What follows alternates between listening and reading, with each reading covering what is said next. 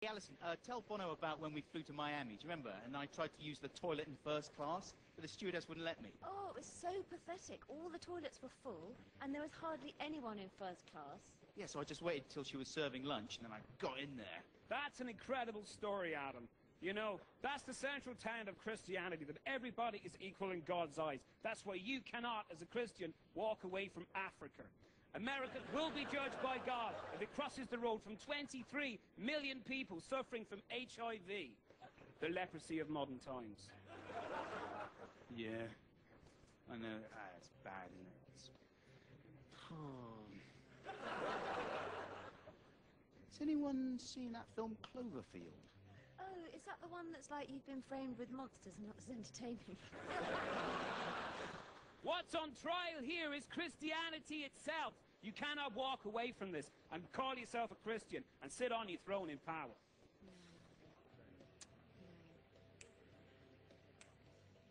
You know, every time I do this, a young child dies of AIDS. Anyone for another pint? And another one. I'm fine, actually. And another one. And a bus driver. Bono, another pint? No! Guinness! Guinness and champagne. I want to buy everybody Guinness and champagne. I'm buying the whole pub Guinness and champagne for everyone. And everyone outside the pub, too. Alison, go outside and ask who wants Guinness and champagne. And take my wallet. I'm going to call the Pope.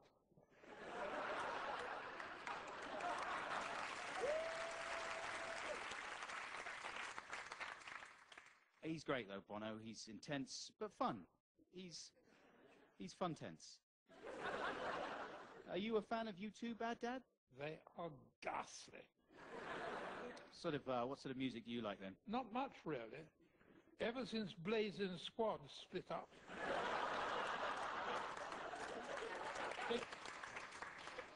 It's all been pretty rubbishy, as far as I'm concerned. Well, I don't know. Perhaps you're just not listening to the right radio station.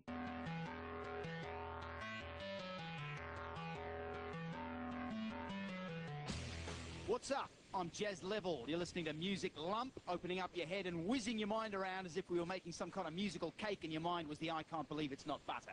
Wind farm. News Zone. Big news is that the Rumpels are going head-to-head with the Ted Belch 5000 at the Nut Bucket next Tuesday. Should be an extraordinary gig at a venue that is literally a giant bucket filled with various kinds of nuts. So if you like nuts and great music, you're in for a night. Topic. The Text Zone. Don't forget, if you're going to a gig tonight, we want to know all about it. Get out your mobile and text us now if you're in the queue for a gig. Whereabouts are you in the queue? If you're inside, how full is it? What's the lighting like? Exactly what kind of bulbs are they using? If you're at home, why are you at home? Are you ill? How long have you been ill? Is it serious? How are your stools? Text us the prognosis now. The Session Zone. My guest tonight on Music Lump is the latest signing for the ultra-hot indie label Piddle Records. They're on a roll after signing Nod's Pockets, Vinegar Strokes and Boring Jesus earlier this year. But will the latest addition to their roster prove us equally as successful? Here to give us a hint is the man that all the fuss is about, Kenneth Rector. Kenneth, pleasure to have you on the show. Love all over your face. It's exciting to be here. So, Ken, drop us a clue bag on how the whole soda stream started fizzing for you. I didn't understand a word of that. How did you get signed, mate? Oh, I see. I was at work at the RCJ. The RCJ, is that like an exciting new venue? No, it's the Royal Courts of Justice. I was a barrister, and one day a female client of mine who ran this record label convinced me that I would be perfect for them. Oh, yeah. And how did that come about? Well, you see, music wasn't something I'd thought about at all since leaving the Air Force.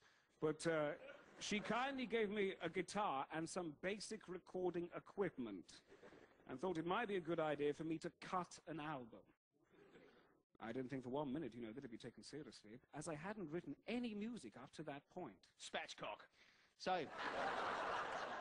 you packed in the law gig and signed to Piddle. How's the songwriting coming on? I've written 12 songs. I say 12, it's really more like one. And you're going to play that one for us tonight? I'd like to, yes. 10 pegs. Playing live for Music Lump tonight, it's the K-Bot KR, the Ken Man himself, Kenneth Rector. Thank you very much indeed. White lightning, she took off her clothes. White lightning, she's touching her toes. White lightning, there's wood in my spoon. White lightning, I'm over the moon. Get in, please.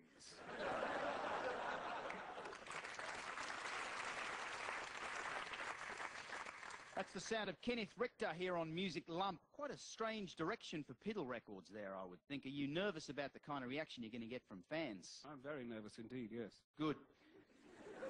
Next week on Music Lump, exclusive tracks from Bionic Mantelpiece, Hate Basement, I Love You But I've Chosen Maltesers, and another live session. Another live session from Brenda Blethyn. Peace. We out. You winky.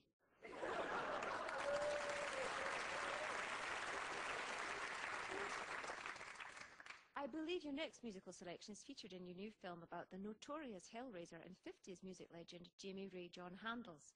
Tell us about that. Well, Manthea, the movie is called Slappy Pappy, after one of Jimmy Ray John Handel's biggest hits. And it's a biopic about his life. A biopic, incidentally, is a movie that suffers from biopia, which is a narrowing of truth and meaning in order to win prizes. You see me pretending to relive moments from his tempestuous private area that have been invented, and then you see me singing some of Jimmy Ray John Handel's biggest hits, including Burnt Broccoli, which I think we're going to hear at the end of this clip.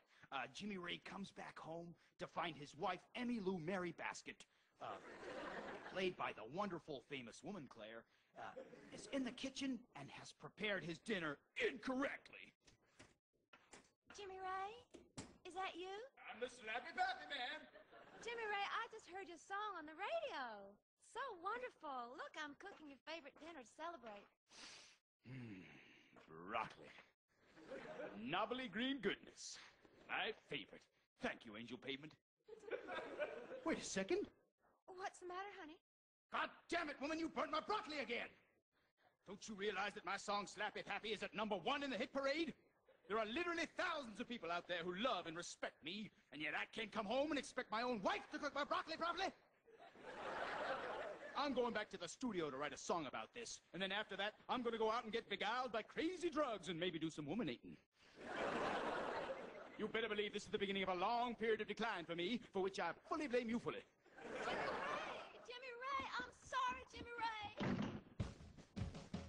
Burnt broccoli. My baby failed to cook my broccoli properly. Just look at it, woman, her head's all brown. Burnt broccoli. It's not so hard to cook it right. She did it sloppily. It only needs a couple of minutes of steam, woman. If she can cook my broccoli right, there's gonna be a fight with burnt broccoli. You better believe it, because I'm the Slappy Happy Man. Oh!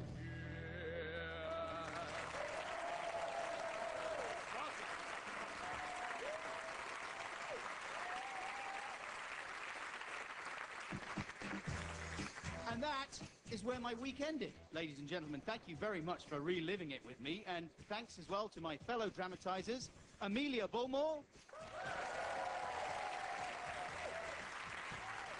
and Matt Berry.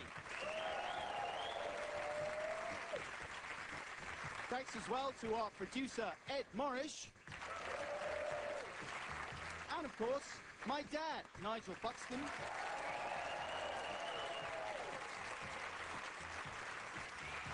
Who I think has one final wisdom nugget in his sage box for us. I think it was the writer Elizabeth Bibesco who said, "It's never any good dwelling on goodbyes. It's not the being together it belongs, it's the parting." Thank you very much. Good night.